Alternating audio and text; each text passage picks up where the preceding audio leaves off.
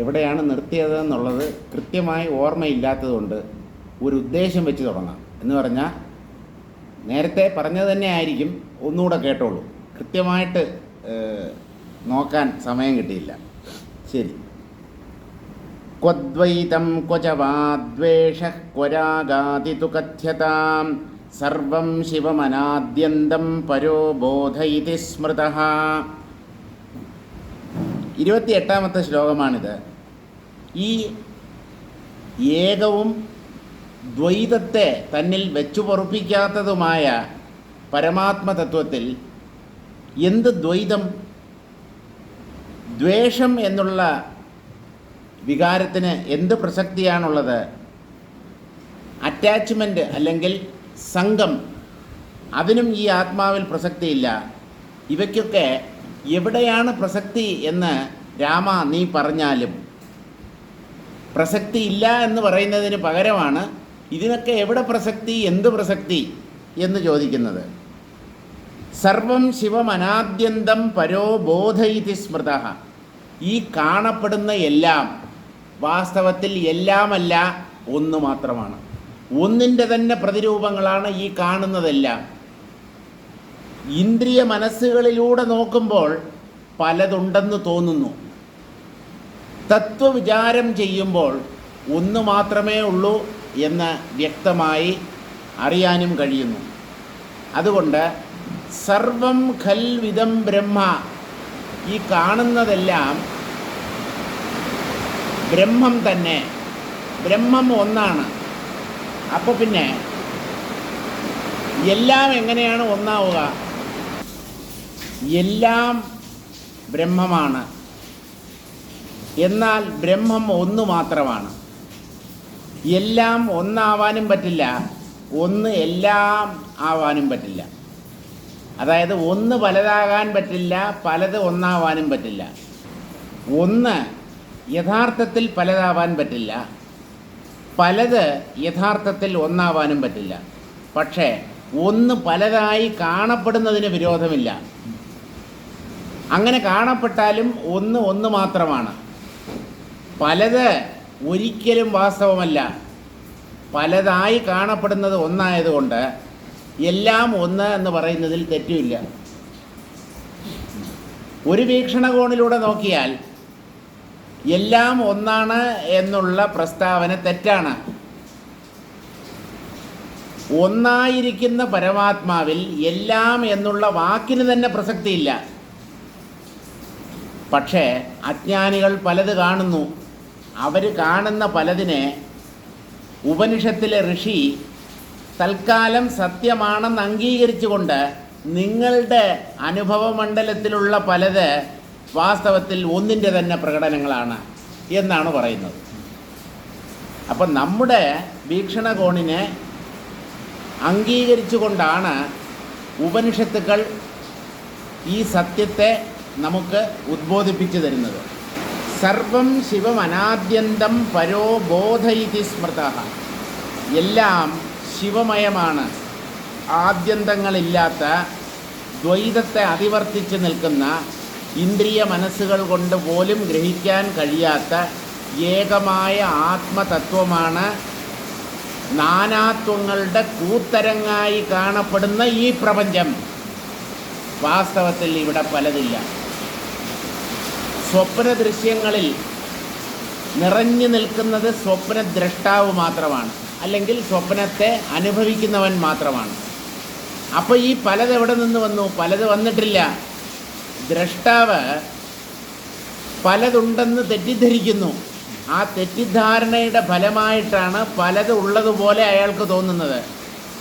ആ തെറ്റിദ്ധാരണയിൽ നിന്ന് അയാൾ മുക്തനാകട്ടെ. മുക്തനായാൽ പിന്നെ പലതുണ്ടെന്ന് അയാൾ പറയില്ല. അപ്പോൾ തെറ്റായ ധാരണയ്ക്കുള്ള മറുമരുന്ന് ശരിയായ ധാരണയാണ്. നാനാത്വമാണ് തെറ്റായ ധാരണ അല്ലെങ്കിൽ തെറ്റിദ്ധാരണ. ശരിയായ ധാരണ എന്ന് പറയുന്നത് ഒന്ന് മാത്രമേ ഉള്ളൂ, അദ്വൈതമായ ബ്രഹ്മം മാത്രമേ ഉള്ളൂ എന്നതാണ് ശരിയായ ധാരണ. ശരിയായ ധാരണയുടെ സഹായത്തോടുകൂടി തെറ്റിദ്ധാരണയെ നീക്കുക മാത്രമേ നമ്മൾ ചെയ്യേണ്ടതുള്ളൂ. അല്ലാതെ വേറെ ഒന്നും ചെയ്യാനില്ല. അവിദ്യയെ വിദ്യയിലൂടെ നശിപ്പിക്കുക എന്നതുകൊണ്ട് ഉദ്ദേശിക്കുന്നത് തെറ്റിദ്ധാരണയെ ശരിയായ ധാരണയിലൂടെ ഇല്ലായ്മ ചെയ്യുക എന്നത് മാത്രമാണ്. സർവം ശിവം അനാദ്യന്തം പരോ ബോധ ഇതി സ്മൃതഃ. പരമമായ ബോധം, ദ്വൈതത്തെ അതിവർത്തിച്ച് നിൽക്കുന്ന മംഗളസ്വരൂപിയായ ബോധം മാത്രമേ യഥാർത്ഥത്തിൽ ഇവിടെയുള്ളൂ. ഇതാണ് ശാസ്ത്ര സിദ്ധാന്തം. ഇത് നമുക്ക് അനുഭവപ്പെടണമെങ്കിൽ അതിന് കുറേ കാര്യങ്ങളുടെ ആവശ്യമുണ്ട്. തത്വബോധത്തിലൂടെ ആ ബ്രഹ്മം മാത്രമേ ഉള്ളൂ എന്നുള്ള ഉറപ്പ് നേടുന്നതിലൂടെ മാത്രമേ പലത് കള്ളമാണ്, വാസ്തവത്തിലുള്ളത് ഏകമായ അദ്വൈത ബ്രഹ്മമാണ് എന്ന് നമുക്ക് പിടികിട്ടുകയുള്ളൂ. നിർമ്മനോ മനനം ശാന്തമാസിതം ബോധ ഉത്തമഃ ആദിവാഹികദേഹസ്ഥോ നതം ബോധമുപാഗതഃ. മനസ്സിനെ അതിവർത്തിക്കണം. അതായത് മനസ്സിൻ്റെ ചലനങ്ങൾ, സങ്കല്പങ്ങൾ, ഇളക്കം, അതിനും അപ്പുറത്താണ് ശാന്തമായ ബ്രഹ്മത്തിൻ്റെ സ്ഥിതി. ഉത്തമമായ ബോധം എന്ന് പറഞ്ഞാൽ അനക്കമില്ലാത്തത്. ബോധം ഒരിക്കലും അനങ്ങുന്നില്ല, പക്ഷേ അനങ്ങുന്നത് പോലെ തോന്നാം. ആ തോന്നലും ഇല്ലാത്ത തലമാണ് യഥാർത്ഥ ബോധം, അഖണ്ഡബോധം എന്ന് പറയുന്നത്. അത് ശാന്തി സ്വരൂപമായിട്ടുള്ളതാണ്. ആദിവാഹിക ദേഹസ്ഥോ നതംബോധമുപാഗതഃ.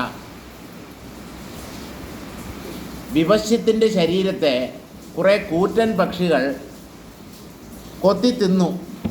അയാളുടെ സ്ഥൂല ശരീരം നഷ്ടമായി. ഇപ്പോൾ അയാൾ സൂക്ഷ്മഭാവത്തിലേക്ക് കടന്നു. ആ ആദിവാഹിക ശരീരത്തിൽ സ്ഥിതി ചെയ്യുന്ന അദ്ദേഹത്തിന് ശരീരം അസത്യമാണ് എന്ന അറിവുണ്ടായില്ല. അപ്പോൾ ശരീരം ഉണ്ടോ ഇല്ലയോ അതിനെ ആശ്രയിച്ചല്ല ആത്മജ്ഞാനം പ്രകാശിക്കുന്നത്. ശരീരം നഷ്ടപ്പെട്ടതുകൊണ്ട് നമ്മൾ ആത്മജ്ഞാനികളായി മാറും എന്ന് കരുതിയാൽ തെറ്റാണ്. സ്ഥൂല ശരീരം നഷ്ടമായാൽ അതിൻ്റെ അകത്ത് സൂക്ഷ്മ ശരീരം ഉണ്ടാവും. അതിലായിരിക്കും പിന്നീട് നമ്മുടെ താതാത്മ്യം. ഞാൻ സ്ഥൂല ശരീരത്തിൽ നിന്ന് പുറത്തു കടന്നു, ഇപ്പോൾ സൂക്ഷ്മ ശരീരത്തിൽ കഴിയുന്നു എന്ന അനുഭവത്തോടു കൂടി നമ്മൾ ബാക്കി നിൽക്കും. നമുക്ക് ശരീരം തന്നെ ഇല്ല എന്ന് ബോധ്യപ്പെടണം. അപ്പോൾ ശരീരത്തെ നശിപ്പിച്ചതുകൊണ്ട് ആത്മജ്ഞാനം നേടാൻ സാധ്യമല്ല. ശരീരം ആത്മജ്ഞാനത്തിന് അനുകൂലവുമല്ല പ്രതികൂലവുമല്ല. ശരീരം ആത്മജ്ഞാനത്തിന് ഒരു തരത്തിലും തടസ്സമോ അല്ലെങ്കിൽ അനുകൂലമോ അല്ല. അതുകൊണ്ട് ശരീരത്തെ നശിപ്പിച്ചാൽ പ്രശ്നങ്ങളെല്ലാം തീരും എന്ന് ഒരിക്കലും കരുതരുത്. ആദിവാഹിക ശരീരത്തിൽ കഴിഞ്ഞ ആ വിപശ്ചിത്ത് ആത്മജ്ഞാനം നേടിയില്ല. വിപശ്ചിത് തദ്വിബോധോസൗ ദദർശ വിസരൻ മനഃ ആദിവാഹിക ബോധേന ഗർഭവാസോപമം തമഃ. വായിച്ചാണെന്ന് തോന്നുന്നല്ലേ അത്? കഴിഞ്ഞ ദിവസം വായിച്ചല്ലേ ഇത്? ആർക്കെങ്കിലും ഓർമ്മയുണ്ടോ? ഗർഭകോശത്തിനകത്തുള്ള ഇരുട്ട് പോലെ ഒരു കൂരിരുട്ടിലാണ് ഈ വിവശ്യത്ത് പതിച്ചത്. വായിച്ചതാണ്. അങ്ങനെയാണെങ്കിൽ അത് കഴിഞ്ഞിട്ട് പഞ്ചഭൂതങ്ങളുടെ ഓരോ ആവരണം, സ്ഥൂലമായ ആവരണത്തിൻ്റെ 10 ഇരട്ടി അതിനെ ചുറ്റിയുള്ള സൂക്ഷ്മമായ ആവരണമുണ്ട് എന്ന് പറഞ്ഞ് ഭൂമി, ജലം, അഗ്നി, വായു, ആകാശം, ആ 5 ആവരണങ്ങളെക്കുറിച്ച് പറഞ്ഞു. അപ്പോൾ അത് പിന്നെയും ആവർത്തിക്കേണ്ട കാര്യമില്ല.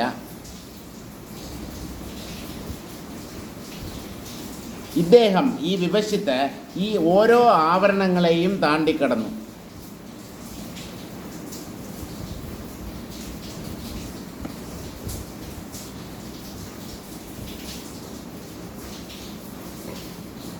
അവസാനം തമോമയമായ എല്ലാം അപ്രത്യക്ഷമാകുന്ന ഒരനുഭവത്തിൽ എത്തിച്ചേർന്നു. തമസോന്തേ വിരിഞ്ചാണ്ട കവാടച്ഛേദ ഭൂതലം വജ്രസാരം ഹേ മമയം കോടിയോജന വിസ്തൃതം. ആ തമസിൻ്റെ ഒടുവിൽ ആ ഇരുൾ നിറഞ്ഞ ഒരനുഭവം. അവിടെ എന്താണ് സംഭവിക്കുന്നത്? അവിടെ പ്രത്യേകിച്ച് കാഴ്ചകളൊന്നുമില്ല, പ്രത്യേകിച്ച് ഒന്നും കാണാനില്ല. ആ തമസിനെയും താണ്ടിക്കടന്ന് ബ്രഹ്മദേവൻ്റെ സൃഷ്ടിയായ ഈ ബ്രഹ്മാണ്ടത്തിൻ്റെ കവാടം പോലെ വർത്തിക്കുന്ന ഭൂതലത്തിൽ എത്തിച്ചേർന്നു. ഭൂമി എന്ന് പറഞ്ഞാൽ ഖരപദാർത്ഥം. വജ്രസാരം ഹേ മമയം കോടിയോജന വിസ്തൃതം. ഭൂമി എന്ന് പറഞ്ഞാൽ എർത്ത് എന്നുള്ള അർത്ഥത്തിലല്ല, സാന്ദ്രമായ ഘനീഭവിച്ച കട്ടിപിടിച്ച പദാർത്ഥങ്ങൾ ഉള്ള ഒന്നിന് ആ ഒരു ലോകത്തെ അദ്ദേഹം അനുഭവിക്കാൻ തുടങ്ങി. അത് വജ്രം പോലെ കട്ടിയുള്ളതായിരുന്നു, സ്വർണമയമായിരുന്നു, 1 കോടി യോജന വിസ്തൃതിയുള്ളതുമായിരുന്നു. തദന്തേ പ്രാപസലിലം തസ്മാദഷ്ടഗുണം തതഃ കപാടഭൂമ്യൈവ സമം സ്ഥിതമർണവപൃഷ്ഠവത്. ആ ഭൂമി എന്നുള്ള അല്ലെങ്കിൽ ഖരപദാർത്ഥങ്ങൾ നിറഞ്ഞ ആ ആവരണത്തെയും താണ്ടിക്കടന്നപ്പോൾ ജലമയമായ ഒരാവരണം ഉണ്ടായിരുന്നു. ഒരാവരണം അദ്ദേഹം കണ്ടു. അത് ഈ ഖരപദാർത്ഥങ്ങൾ നിറഞ്ഞ ആവരണത്തിൻ്റെ 8 ഇരട്ടി വ്യാപകതയുള്ളതായിരുന്നു. അതും താണ്ടിക്കടന്ന് കപാടഭൂമ്യൈവ സമം സ്ഥിതം അർണവപൃഷ്ഠവത്. അർണവത്തിൻ്റെ അവസാനം എന്ന് പറഞ്ഞാൽ കടലിൻ്റെ അക്കര, അതുപോലെ സ്ഥിതി ചെയ്യുന്ന അടുത്ത ആവരണത്തെ അദ്ദേഹം അനുഭവിച്ചു തുടങ്ങി. ഇതൊക്കെ മനസ്സിൻ്റെ വെറും വിഭ്രമങ്ങളാണ്. യഥാർത്ഥത്തിൽ അങ്ങനെയുള്ള ലോകങ്ങളോ ആവരണങ്ങളോ ഒന്നും ഇരിപ്പില്ല. പ്രപഞ്ചം തന്നെ ഒരു ഭ്രമമാണെങ്കിൽ ഇതൊക്കെ ആ ഭ്രമത്തിനകത്ത് കാണപ്പെടുന്ന കൊച്ചു കൊച്ചു ഭ്രമങ്ങളാണ് എന്ന് മാത്രം നമ്മൾ മനസ്സിലാക്കിയാൽ മതി. തമതീത്യ തതഃപ്രാപ തേജോർഗണഭീഷണം പ്രളയാഗ്നി ഘനജ്വാല പിണ്ടകോടരഭാസ്വരം. ആ ജലമയമായ ആവരണത്തെ കഴിഞ്ഞ് അപ്പുറത്തോട്ട് ചെന്നപ്പോൾ അഗ്നിമയമായ ഒരാവരണം, പ്രളയാഗ്നിക്ക് തുല്യമായ എന്ന് പറഞ്ഞാൽ ലോകം നശിക്കുന്ന അവസ്ഥയാണ് പ്രളയം. ആ പ്രളയകാലത്ത് തീമഴ പെയ്യുമെന്നൊക്കെയാണ് പറയുന്നത്. ആകാശത്തിൽ നിന്ന് തീമഴ, ഭൂമി മുഴുവൻ വെള്ളത്തിനടിയിലാകും. ഇങ്ങനെ എല്ലാം നഷ്ടമാകുന്ന ഒരവസ്ഥയാണ് പ്രളയമെന്ന് പറയുന്നത്. ആ പ്രളയാഗ്നി സമയത്ത് പെയ്യുന്ന അഗ്നിജ്വാലകൾ പോലെ അങ്ങനെയുള്ള അഗ്നിജ്വാലകളോട് കൂടിയതായിരുന്നു ഈ അഗ്നിമയമായ ആവരണം. ദാഹശോകാദിമുക്തേന വപുഷാ മാനസേന തതേ തത്ര ഗച്ഛൻ സ ബുബുധേ വഹനം പൂർവവാസിതം. പക്ഷേ ആ അഗ്നിമയമായ ആവരണത്തെയും ഈ വിപശ്യത്ത് തരണം ചെയ്തു. അപ്പോൾ അദ്ദേഹത്തിൻ്റെ ശരീരം കത്തിപ്പോയില്ലേന്ന് ചോദിച്ചാൽ സ്ഥൂല ശരീരമില്ല അദ്ദേഹത്തിന്. സൂക്ഷ്മ ശരീരത്തെ കത്തിക്കാനുള്ള ശക്തി അഗ്നിക്കില്ല. സ്ഥൂലത്തെ മാത്രമേ അഗ്നി കത്തിക്കുകയുള്ളൂ. അതുകൊണ്ട് ദാഹം, ശോകം, തീപ്പൊള്ളൽ അദ്ദേഹത്തിന് ഏറ്റില്ല. അതുകൊണ്ട് അഗ്നിയുടെ ചൂടോ അങ്ങനെയുള്ള സാധാരണ നമ്മൾ ഒരു സ്ഥലത്തു നിന്ന് വേറൊരു സ്ഥലത്തേക്ക് നടന്നു പോകുന്നത് പോലെ ഈ അഗ്നിയുടെ മധ്യത്തിലൂടെ അദ്ദേഹം അപ്പുറത്തേക്ക് കടന്നു.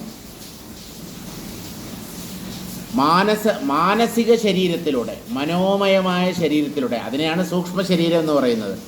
ആ ശരീരത്തിലൂടെ അദ്ദേഹം ഈ അഗ്നിമയമായ ആവരണത്തെയും താണ്ടിക്കടന്നു. തത്ര ഗച്ഛൻ സ ബുബുധേ വഹനം പൂർവവാസിതം. അതിനെയും താണ്ടി അപ്പുറത്തേക്ക് ചെന്നപ്പോൾ താൻ ഒട്ടും ഭാരമില്ലാത്ത ഒരുവൻ എന്ന പോലെ താനിങ്ങനെ വായുവിലൂടെ ഒഴുകി നടക്കുന്നത് പോലെ ഒരനുഭവം ഈ വിപശ്യത്തിന് ഉണ്ടായി. ഒഴുകി നടക്കുന്ന മനുഷ്യർ സാധാരണ നടക്കുക, ഓടുക, ചാടുക ഇതൊക്കെയാണ് ചെയ്യുന്നത്. നമ്മൾ വെള്ളത്തിൽ മാത്രമേ ഒഴുകി നടക്കാറുള്ളൂ. ഇവിടെ വെള്ളമില്ല. അഗ്നിയെയും താണ്ടി അതിനപ്പുറത്തുള്ള വായുമയമായ ആകാശത്തിലെത്തിയപ്പോൾ കാറ്റിൽ ഇങ്ങനെ അപ്പൂപ്പൻ താടിയും മറ്റും പറന്ന് നടക്കുന്നത് പോലെ ഒരു ഭാരക്കുറവ് അനുഭവപ്പെട്ടു.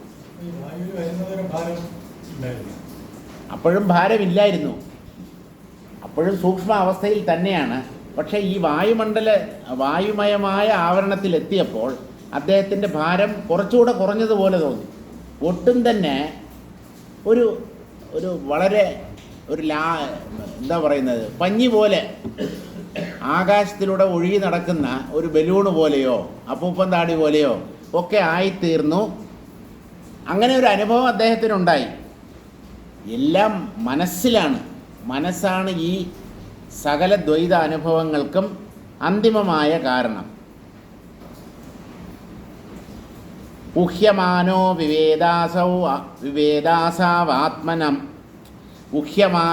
വിവേദാസാവാത്മാനം ത്വാതിവാഹികം ചിത്തമാത്രാത്മനസ്വസ്യ കിമിവോഹ്യത ഇത്യപി. ഇങ്ങനെ വായുവിലൂടെ ഒഴുകി നടക്കുന്ന അദ്ദേഹം താൻ ഒട്ടും തന്നെ തനിക്ക് ശരീരം എന്നൊന്നില്ല എന്ന അനുഭവം ഉണ്ടായി. ഇപ്പോൾ താൻ ചിത്തമാത്ര ശരീരിയായി നിലകൊള്ളുന്നു എന്ന് അദ്ദേഹം വിചാരിച്ചു. മനസ്സ് മാത്രമാണ് അപ്പോൾ അദ്ദേഹത്തിൻ്റെ ശരീരം, അല്ലാതെ മനസ്സിൽ നിന്ന് വേറിട്ട ഒരു ശരീരം അദ്ദേഹത്തിനുള്ളതായി അദ്ദേഹം കരുതിയില്ല. സ്വസ്യ കിമിവ ഉഹ്യത ഇത്യപി. എനിക്ക് ഇതെന്താ സംഭവിക്കുന്നത്? ഞാനിങ്ങനെ ഒഴുകി നടക്കുന്നത് പോലെ തോന്നുന്നു. എനിക്ക് ദേഹാനുഭവമില്ല, ഒട്ടും തന്നെ ഭാരം തോന്നുന്നില്ല. ഭാരമൊക്കെ പൂർണ്ണമായി വാർന്നു പോയതുപോലെ, ചോർന്നു പോയതുപോലെ ഒരനുഭവം അദ്ദേഹത്തിനുണ്ടായി. അപ്പോൾ ഞാൻ എന്തുകൊണ്ടാണ് ഇങ്ങനെ ഒഴുകി നടക്കുന്നത്? ഒട്ടും തന്നെ എനിക്ക് ഭാരമില്ല, ഞാൻ മനസ്സ് മാത്രം ശരീരമായിട്ടുള്ളവനായി മാറിയോ എന്നൊക്കെ അദ്ദേഹം പല രീതിയിലും ചിന്തിക്കാൻ തുടങ്ങി.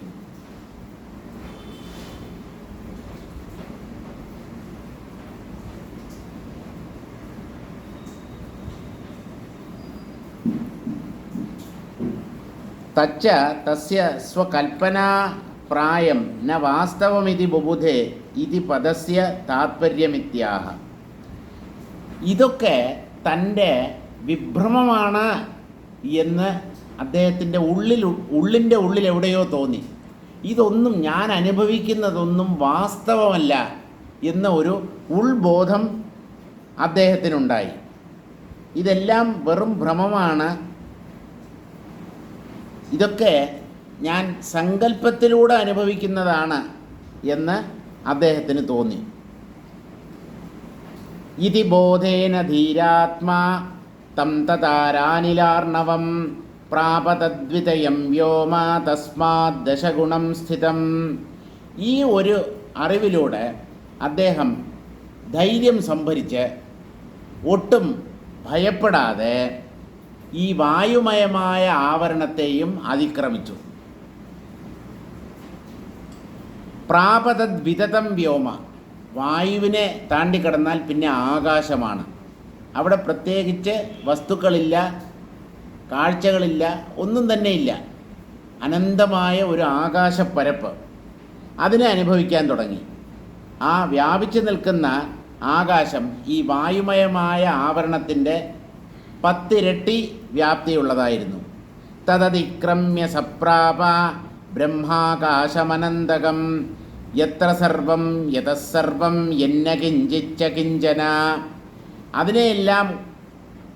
അതിനെയും താണ്ടിക്കടന്ന് എന്ന് പറഞ്ഞാൽ ആ ശൂന്യപ്രായമായ ആകാശത്തെയും താണ്ടിക്കടന്ന് അദ്ദേഹം ഒരു ദ്വൈത അനുഭവവും ഇല്ലാത്ത, മറ്റേത് ആകാശം ഉണ്ട് എന്നൊരനുഭവമെങ്കിലും അദ്ദേഹത്തിനുണ്ടായിരുന്നു, അതിനെയും അതിക്രമിച്ചപ്പോൾ അനന്തമായ ബ്രഹ്മാകാശത്തിൽ എത്തിച്ചേർന്നു.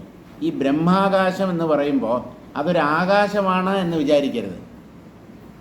ആകാശം പോലെ വ്യാപ്തിയുള്ള അഖണ്ഡ ബോധ അനുഭവം എന്നാണ് ബ്രഹ്മാകാശം എന്നുള്ള വാക്കിൻ്റെ അർത്ഥം. അപ്പോൾ അനന്തമായ ബ്രഹ്മാകാശത്തിൽ എത്തിച്ചേർന്നു എന്ന് പറഞ്ഞാൽ സകല ദ്വൈത അനുഭവങ്ങളും അസ്തമിച്ച ഒരു തലം. അത്ര മാത്രമേ നമ്മൾ മനസ്സിലാക്കേണ്ടതുള്ളൂ. എന്നാലും അതെന്താണ്?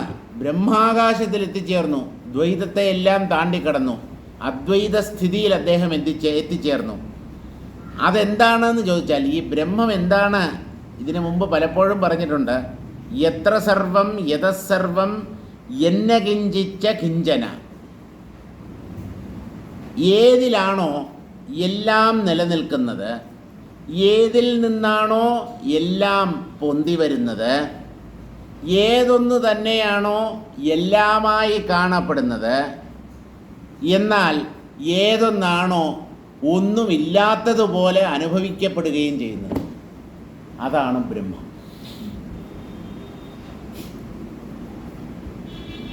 അത് എല്ലാമായി തീർന്നിട്ടുള്ളതാണ്. പ്രപഞ്ച നാമരൂപങ്ങളായി പ്രകടമാകുന്നത് ഈ ആത്മാവാണ്. എല്ലാറ്റിൻ്റെയും അധിഷ്ഠാനവും അതുതന്നെ. ആ അധിഷ്ഠാനത്തിലാണ് പ്രപഞ്ചം ഉള്ളതായി തീരുന്നത്. എന്നാൽ അതിനെ ഒരു വസ്തുവായോ അല്ലെങ്കിൽ എന്തെങ്കിലും ഒന്നായിട്ട് നമുക്ക് മനസ്സിലാക്കാൻ സാധ്യമല്ല. ആ അർത്ഥത്തിൽ അത് ഒന്നുമല്ല, നിർദ്ദേശിക്കാൻ പറ്റില്ല, ഇന്നതാണ് എന്ന് സൂചിപ്പിക്കാൻ പറ്റില്ല. അനിർദ്ദേശ്യം എന്നാണ് പറയുന്നത്. ചൂണ്ടിക്കാണിക്കാൻ പറ്റാത്തത്, ഇന്നിന്ന സ്വഭാവത്തോടു കൂടിയത്, ഇത്തരത്തിലുള്ളത്, ഇപ്രകാരമുള്ളത് എന്നൊന്നും പറയാൻ പറ്റില്ല. അതൊരു വസ്തുവല്ല, അത് കേവലമായ അനുഭവമാണ്. വിഷ്ണു സഹസ്രനാമത്തിൽ മഹാവിഷ്ണുവിൻ്റെ ഒരു നാമം അനിർദ്ദേശ്യ വപുഹു എന്നാണ്. അനിർദ്ദേശ്യ വപു ശ്രീമാനമേയാത്മാ മഹാദ്രിധൃഗ് മഹേശ്വാസോ മഹീഭർത്ത ശ്രീനിവാസ സതാം ഗതി. അനിർദ്ദേശ്യ വപുഹു, നിർദ്ദേശിക്കാൻ പറ്റാത്ത ശരീരത്തോടു കൂടിയവൻ. ശരീരമാണെങ്കിൽ നിർദ്ദേശിക്കാൻ പറ്റുമോ, അത് ഇന്ന പ്രകാരത്തിലുള്ളതാണെന്ന്. അപ്പോൾ അവ്യക്ത ശരീരി എന്ന് വേണം മനസ്സിലാക്കാൻ. എന്ന് പറഞ്ഞാൽ ശരീരം ഇല്ലാത്ത ഒരു അനുഭവതലം, ദൃശ്യങ്ങളെല്ലാം അപ്രത്യക്ഷമാകുന്ന ഒരനുഭവതലം. അതാണ് വാസ്തവത്തിൽ ബോധാനുഭവം എന്ന് പറയുന്നത്. എന്ന കിഞ്ചിത്, അത് ഇന്നതാണ് എന്ന് പറയാൻ പറ്റില്ല, ചൂണ്ടിക്കാണിക്കാൻ പറ്റില്ല. അതുകൊണ്ട് അത് എന്തെങ്കിലും ഒന്നല്ല, എന്നാൽ അതെന്തോ ഒന്നുമാണ്. ഈ ഒന്ന് അത് എന്തോ ഒന്നല്ല, എന്നാൽ ഒന്നാണ്. ഇങ്ങനെ പരസ്പര വിരുദ്ധമായി പറയുമ്പോൾ നമ്മൾ എന്താണ് മനസ്സിലാക്കേണ്ടത് എന്ന് പറഞ്ഞാൽ, അത് എന്തോ ഒന്നല്ല എന്ന് പറഞ്ഞാൽ അതൊരു വസ്തുവോ വ്യക്തിയോ അല്ല. പഞ്ചഭൂതങ്ങളിൽ ഒന്നുമല്ലാതെ മനസ്സ്, ബുദ്ധി, ഇന്ദ്രിയങ്ങൾ ഇവയൊന്നുമല്ല. എന്തൊക്കെ നമ്മുടെ അനുഭവ മണ്ഡലത്തിലുണ്ടോ അതിനെക്കുറിച്ച് നമുക്ക് ഏതാണ്ടൊരു ധാരണയുണ്ട്. അങ്ങനെ ഉള്ള ഒന്നല്ല ശുദ്ധബോധം എന്ന് പറയുന്നത്. അതുകൊണ്ട് അതിനെ എന്തോ ഒന്നാണ് എന്ന് വിചാരിക്കേണ്ട, എന്നാൽ അത് എന്തോ ഒന്നുമാണ്. സകല നാമരൂപങ്ങളെയും കടന്നു നിൽക്കുന്ന അതീന്ദ്രിയമായ ഒരു അനുഭവമാണ് ഈ ആത്മാവ്, ബ്രഹ്മം എന്ന് പറയുന്നത്. അപ്പോൾ അത് ഒന്നുമല്ല, വസ്തുവോ വ്യക്തിയോ ഒന്നുമല്ല, നമ്മുടെ ഇപ്പോഴത്തെ അനുഭവ മണ്ഡലത്തിലുള്ള ഒന്നുമല്ലാതെ. ആ അനുഭവ മണ്ഡലമൊക്കെ ആ അനുഭവങ്ങളെല്ലാം ദ്വൈതത്തിനകത്താണ്. ഇത് ദ്വൈതത്തെ കടന്നു നിൽക്കുന്ന അനുഭവമാണ്. അതുകൊണ്ട് അത് എന്തോ ഒന്നല്ല, എന്നാലും അത് ഗംഭീരമായ ഒരു അനുഭവമാണ്. സകല ദ്വൈതങ്ങളും മാഞ്ഞു പോകുന്ന അനന്തമായ ബോധസത്തയുടെ അനുഭവമാണ്. ആ അർത്ഥത്തിൽ അത് എന്തോ ഒന്നാണ്, പക്ഷെ ഇന്നതാണെന്ന് പറയാൻ പറ്റാത്ത എന്തോ ഒന്ന്. അങ്ങനെയേ അതിനെ നമുക്ക് വിശദീകരിക്കാൻ പറ്റും. അതൊരു വിശദീകരണവും അല്ല. ഇങ്ങനെ പറഞ്ഞതുകൊണ്ട് എന്ത് മനസ്സിലാകും? എന്തെങ്കിലും പറയണമല്ലോ എന്ന് വിചാരിച്ച് പറയുന്നു, അത്രയേ ഉള്ളൂ. അത് അതീന്ദ്രിയമായ അനുഭവമാണ്, വാക്കുകൾക്കതീതമായ ഒരനുഭവമാണത്. ബ്രഹ്മാകാശം, അവിദ്യാശബള ബ്രഹ്മാകാശം. ആദ്യം ഇദ്ദേഹം കടന്നത് അവിദ്യ കൊണ്ട് ഉണ്ടെന്ന് തോന്നുന്ന ഒരാകാശത്തിലാണ്. അവിദ്യാമണ്ഡലത്തിനകത്തുള്ള ഒരാകാശമുണ്ട്. അതിൽ കടന്നിട്ട് അതിനും അപ്പുറത്താണ് അറിവുമയമായ ആകാശം അല്ലെങ്കിൽ ചിദാകാശം.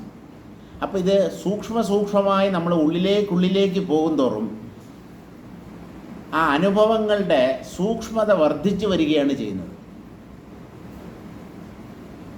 അവസാനം അദ്ദേഹം കേവല ബോധത്തിൽ എത്തിച്ചേർന്നു, അനന്തമായ ബ്രഹ്മാകാശത്തിൽ എത്തിച്ചേർന്നു എന്നാണ് പറയുന്നത്.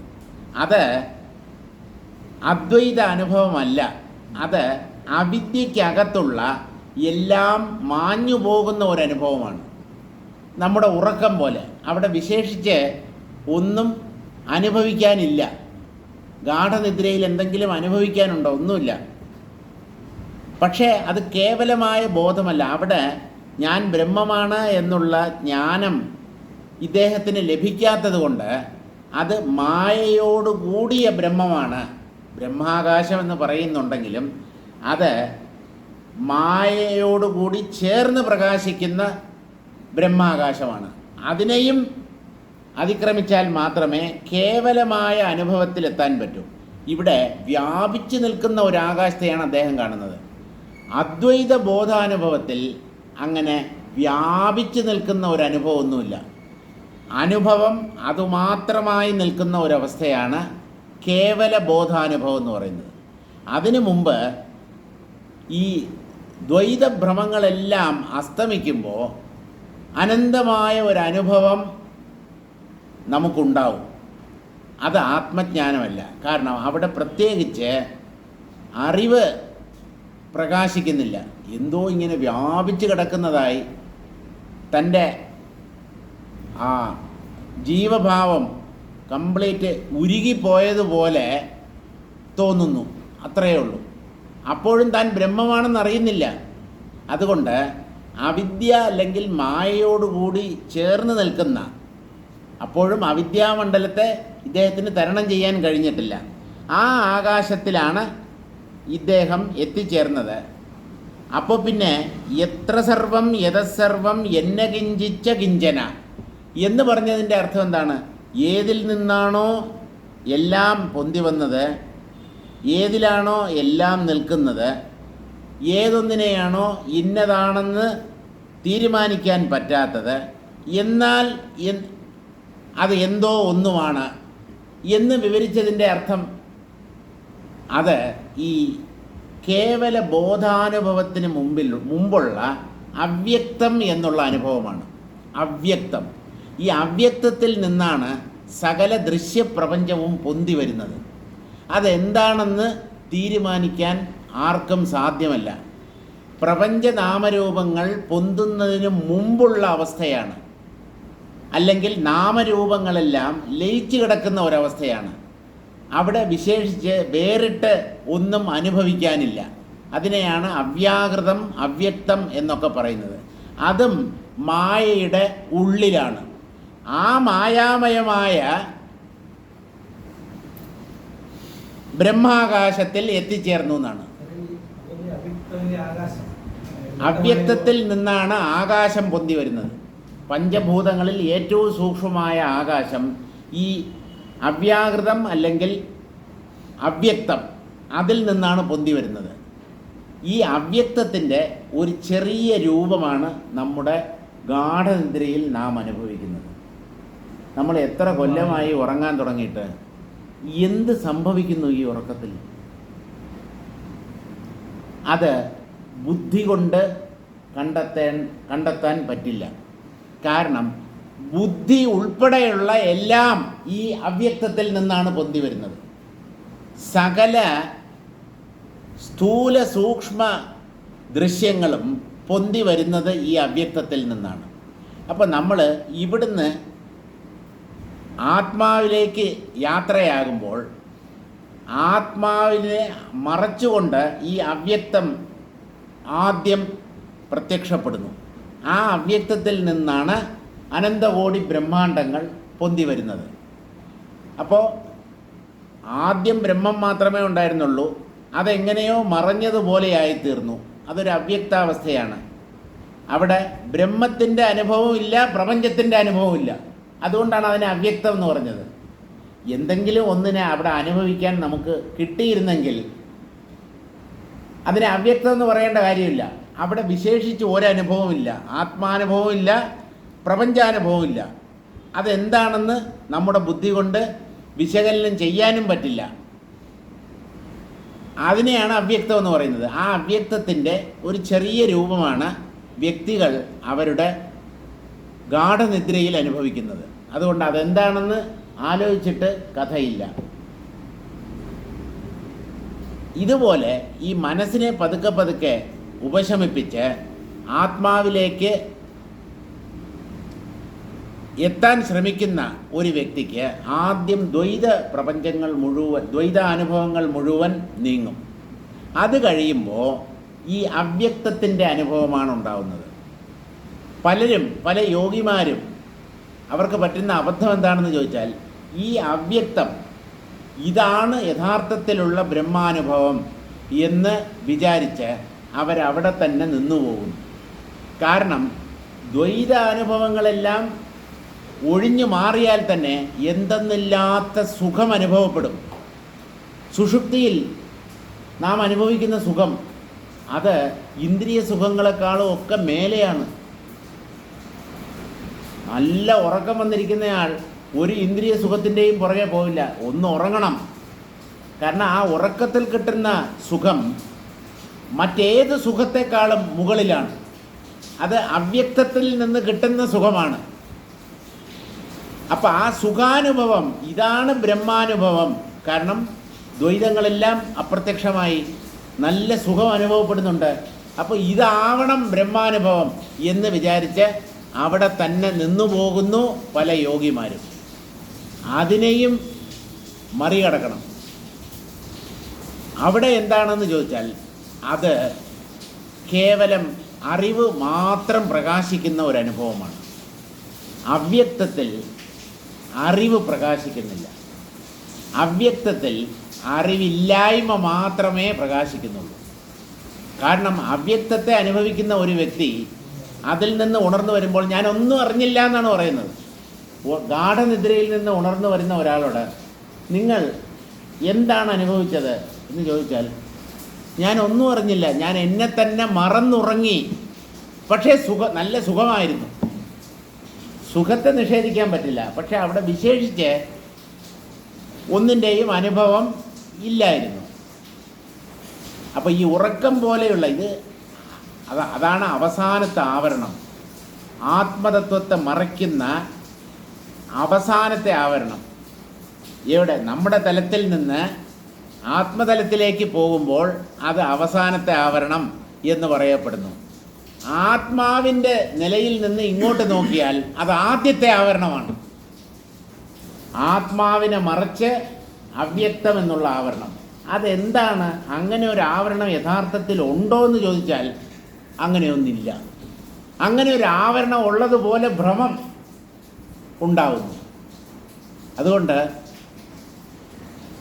ഒരു സാധകൻ മനസ്സിനെ അല്പാൽപമായി പാകപ്പെടുത്തി ചിത്തവൃത്തികളെയെല്ലാം ഉപശമിപ്പിച്ച് മുന്നേറുമ്പോൾ അവസാനം അയാൾ താണ്ടിക്കടക്കേണ്ട കടമ്പയാണ് ഈ അവ്യക്തം എന്നുള്ള അവസ്ഥ.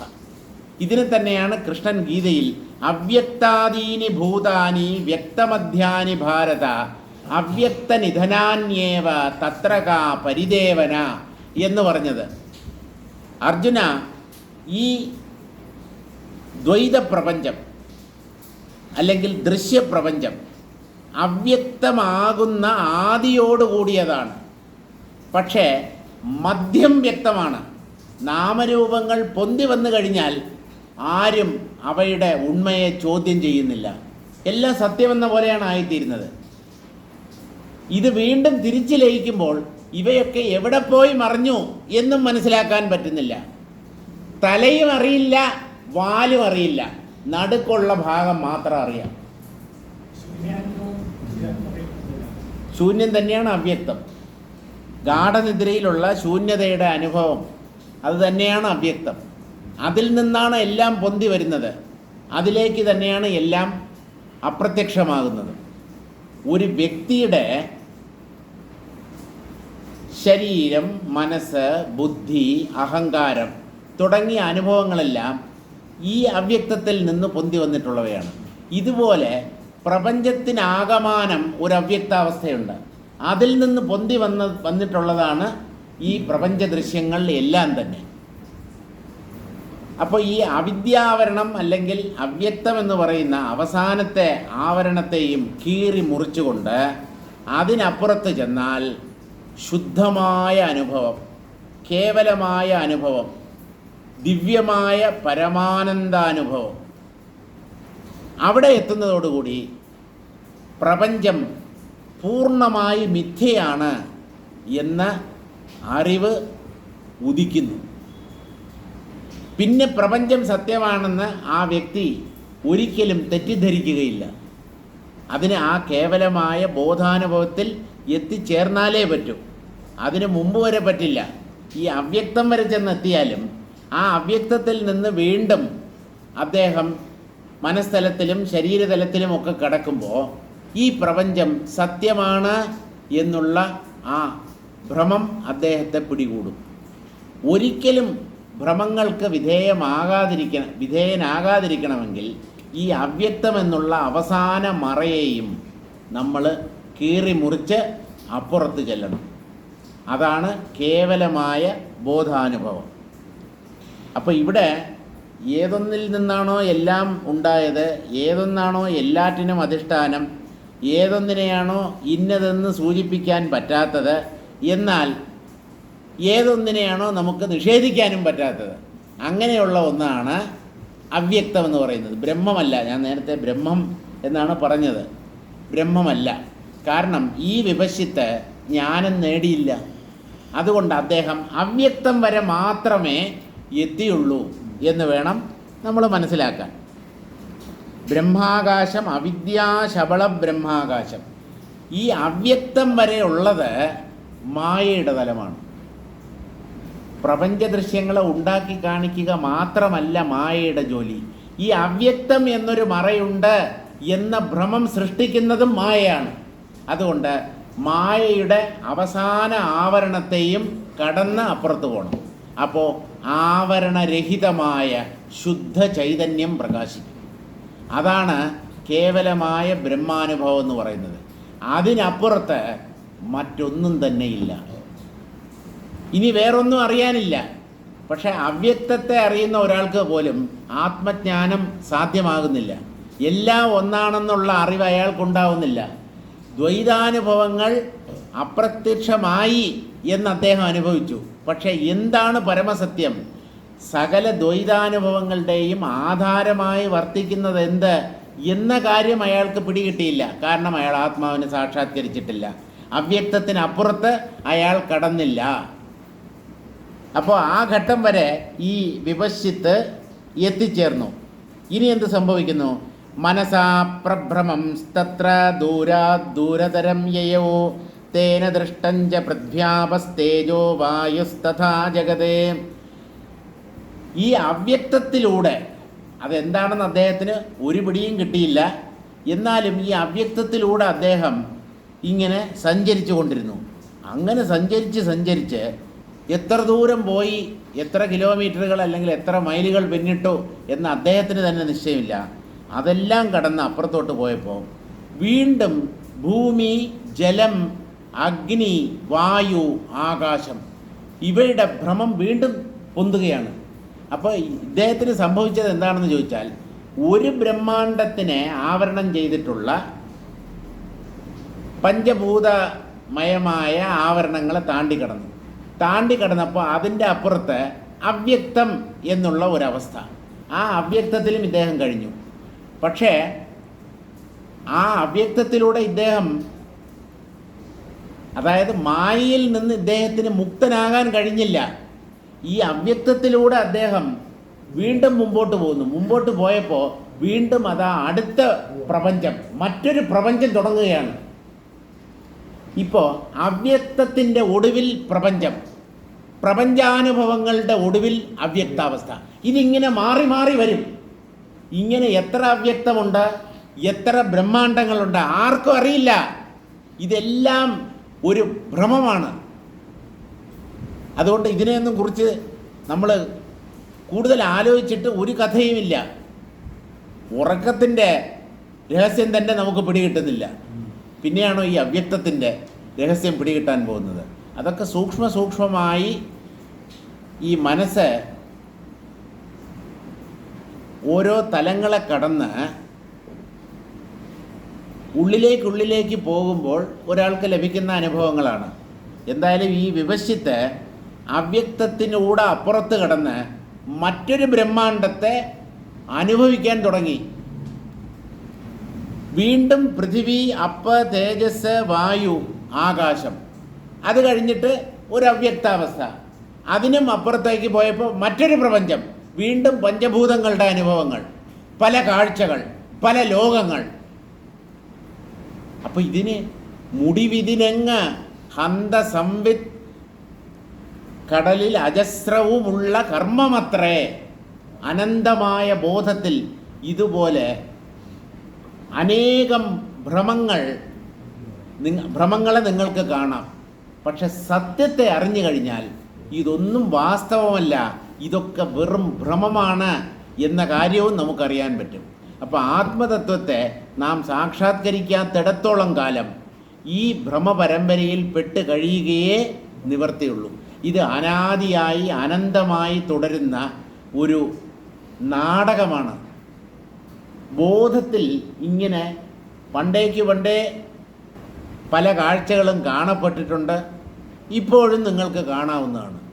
ഈ കാഴ്ചകളെല്ലാം തന്നെ മനസ്സിൻ്റെ വിഭ്രമമാണ്, അല്ലെങ്കിൽ മായാ മണ്ഡലത്തിനകത്താണ്. ആത്മാവ് മായയെ അതിവർത്തിച്ച് നിൽക്കുന്ന സത്യമാണ്. അത് ഇത് തന്നെ നമുക്ക് പറയാം.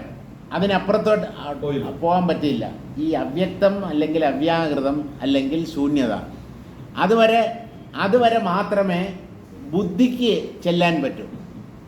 പക്ഷേ അങ്ങനെ ബുദ്ധി ചെന്നെത്തുമ്പോഴും ഈ അവ്യക്തം എന്താണെന്ന് ആ ബുദ്ധി മനസ്സിലാക്കുന്നില്ല. എല്ലാം ഒഴിഞ്ഞു മാറുന്ന ഒരവസ്ഥ എന്ന് മാത്രമേ പിടികിട്ടുന്നുള്ളൂ. അപ്പോൾ അവസാനം നിങ്ങൾ എത്തിച്ചേർന്നത് എവിടെ? ശൂന്യതയിൽ. അതുകൊണ്ട് ശൂന്യതയാണ് പ്രപഞ്ചത്തിൻ്റെ പരമകാരണം എന്ന് തെറ്റായി തീരുമാനിച്ചു. ഈ ശൂന്യതയ്ക്കപ്പുറത്ത് സദ്വസ്തുവായ ആത്മാവ് എന്നൊന്നുണ്ട്. അതിനെ കണ്ടെത്തിയവർക്ക് മാത്രമേ ബ്രഹ്മമാണ് പ്രപഞ്ചത്തിൻ്റെ അധിഷ്ഠാനം എന്ന സത്യം മനസ്സിലാക്കാൻ കഴിയൂ. മറ്റുള്ളവർ ഈ ശൂന്യത വരെ എത്തി അവിടെ തന്നെ നിന്നുപോകും. അതാണ് സംഭവിക്കുന്നത്. അപ്പോൾ ബുദ്ധന് ശരിക്കും സാക്ഷാത്കാരം നേടിയ ഒരാളാണ് എന്ന് പറയാൻ പറ്റില്ല.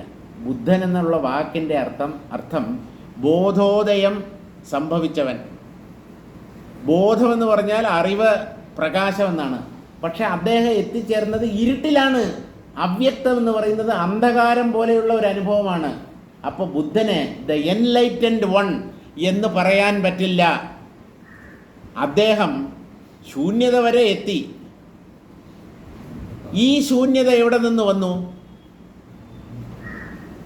അദ്ദേഹം ആ ചോദ്യം ചോദിച്ചിട്ടില്ലായിരിക്കും, അല്ലെങ്കിൽ അതിനപ്പുറത്തേക്ക് അദ്ദേഹത്തിൻ്റെ ബുദ്ധിക്ക് പ്രവേശിക്കാൻ കഴിഞ്ഞിട്ടുണ്ടാവില്ല. ശൂന്യതയാണ് അന്തിമമായ സത്യം. എല്ലാം ശൂന്യത്തിൽ നിന്ന് പൊന്തുന്നു. ഇതാണല്ലോ ശൂന്യവാദം. വേദാന്തികൾക്ക് ശൂന്യവാദികളോട് ചോദിക്കാനുള്ളത് ഒരൊറ്റ ചോദ്യമാണ്: ശൂന്യതയാണ് അന്തിമം എന്ന് നിങ്ങൾ കണ്ടുപിടിച്ചല്ലോ, അനുഭവിച്ചല്ലോ. ഈ ശൂന്യതയെ അനുഭവിച്ചതാര്? അയാൾ ശൂന്യമാവാൻ പറ്റില്ല. ആ ശൂന്യതയുടെ അനുഭവം ആർക്കാണുണ്ടായത് എന്ന് ചിന്തിച്ചിരുന്നെങ്കിൽ ഈ ശൂന്യതയുടെ അവസാന മറയും മാറി കിട്ടിയേനെ. അതുകൊണ്ടാണ് വേദാന്തികൾ പറയുന്നത്, നിങ്ങളുടെ മനസ്സിനെ പാകപ്പെടുത്തി മനസ്സിങ്ങനെ അല്പാൽപമായി ഉപശമിച്ച് എല്ലാ ചിത്തവൃത്തികളും ഉള്ളിലൊടുങ്ങുമ്പോൾ ഈ ശൂന്യതയുടെ അനുഭവം ഉണ്ടാവും. അത് എന്തെന്നില്ലാത്ത ആനന്ദകരമായ ഒരു അനുഭവമായിരിക്കും. പക്ഷേ അവിടം കൊണ്ട് നിന്ന് പോരുത്. കാരണം അവിടെ ആനന്ദം മാത്രമേ ഉള്ളൂ, അറിവില്ല. ബ്രഹ്മമാണ് ഈ പ്രപഞ്ചമായി കാണപ്പെടുന്നത്. പ്രപഞ്ചത്തിൻ്റെ അധിഷ്ഠാനമായി വർത്തിക്കുന്ന കേവല സത്ത ഈ ബ്രഹ്മമാണ് എന്ന അറിവ് അവിടെ ഉദിക്കുന്നില്ല. അതുകൊണ്ട് അവസാനം ഒരു ഇരുട്ടിൻ്റെ സാഗരത്തിലെത്തിയിട്ട് വ്യാപിച്ച് കിടക്കുന്ന ഇരുട്ട്, ഇതിനപ്പുറം എന്താണ് എന്ന് കണ്ടെത്താൻ കഴിയുന്നില്ല. അങ്ങനെ അവിടെ നമ്മുടെ അന്വേഷണം അവസാനിപ്പിച്ചിട്ട് തിരിച്ച് ഇങ്ങോട്ട് വരികയാണ് ചെയ്യുന്നത്. അതിനപ്പുറത്തേക്ക് പോകാൻ പറ്റുന്നില്ല. ഈ തമസിനെ, അതായത് അവ്യക്താവസ്ഥ അല്ലെങ്കിൽ ശൂന്യത, അതിനെ അപൂർവം ചിലർ മാത്രമേ ഭേദിച്ച് അപ്പുറത്ത് കിടക്കുന്നുള്ളൂ. അവിടെ ബുദ്ധി ലയിച്ചു പോകുന്ന ഒരവസ്ഥയാണ്. ഈ അവ്യക്തം അവ്യാകൃതം എന്നൊക്കെ പറയുന്നത്, ശൂന്യത എന്നൊക്കെ നമ്മൾ പറയുന്നുണ്ടല്ലോ, അത് ബുദ്ധി ലയിച്ചു പോകുന്ന ഒരവസ്ഥയാണ്. അതുകൊണ്ടാണ് ആ അവ്യക്തം എന്താണെന്ന് ബുദ്ധിക്ക് അറിയാൻ കഴിയാത്തത്. ആ സമയത്ത് ഒരു വ്യക്തി എന്ത് ചെയ്യണം? ഉള്ള ആത്മാവിനെ ഒന്നുകൂടെ ഉറപ്പിക്കണം. ഈ ശൂന്യാനുഭവം ആർക്ക് എന്ന് മനസ്സിനെ ഉണർത്തി നിർത്താൻ കഴിഞ്ഞാൽ അപ്പോൾ ബോധം പ്രകാശിക്കും.